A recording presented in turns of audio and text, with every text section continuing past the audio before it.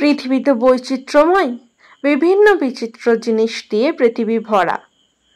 জানেন, আমাদের এই পৃথিবীতে এক নিঃশব্দ মরুভূমি আছে, যেখানে রয়েছে মৃত শহর, নামিবিয়ার কোলম্যানস্কপ। আর এইখানেই রয়েছে মৃত শহর। কি সেই শহর? সেই নিয়েই আজকে আমাদের ভিডিও। নমস্কার, আমি বিথিকা। আপনারা আছেন গল্পের বিথিকা ইউটিউব চ্যানেলের সাথে। আশা করছি আপনারা আমার ভিডিওতে একটা করে লাইক করে দিয়েছেন। আজকে আমি আমার ভিডিওতে নামিবিয়ার কোলম্যানস্কপ মরুভূমি সম্পর্কে বিশেষ কিছু তথ্য আপনাদের সামনে তুলে ধরার চেষ্টা করব। নামিব মরুভূমির একদম ভিতরে লুডারিটজ শহরের পাশে অবস্থিত এই পরিত্যক্ত জার্মান বসতি কোলম্যানস্কপ।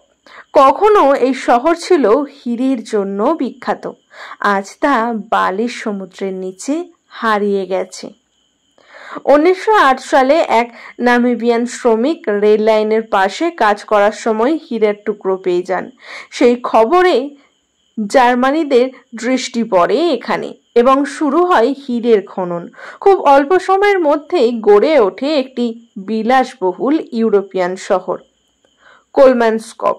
বিশ্বাস করতে কষ্ট হবে, কিন্তু এই শহর তখনকার সময় ছিল theatre, ballroom, ice factory, school, হাসপাতাল, এমনকি এক্সরে মেশিন দিয়ে এই শহর মোড়া ছিল।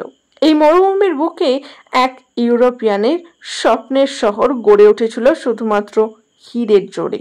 1950 সালের দশকে হীরের মজুদ কমে আসতে থাকে, ব্যবসাও বন্ধ হয়ে যায়, মানুষ একে একে শহর ছেড়ে চলে যায়, আর শুরু হয় কোলম্যানস্কপের মৃত্যু।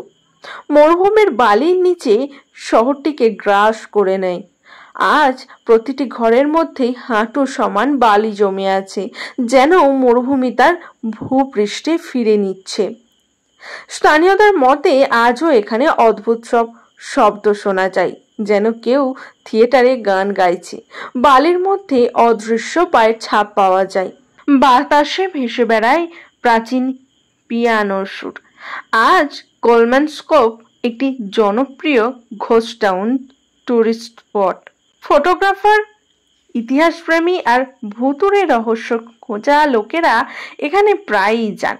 কিভাবে একটি শহর হীরের জন্যই তৈরি হয়ে উঠেছিল, আবার হীরের জন্যই হারিয়ে গেল। কেমন লাগলো এই কোলম্যানস্কপ শহর সম্পর্কে জেনে? তা আমাকে কমেন্ট করে জানাতে কিন্তু একদম ভুলবেন না।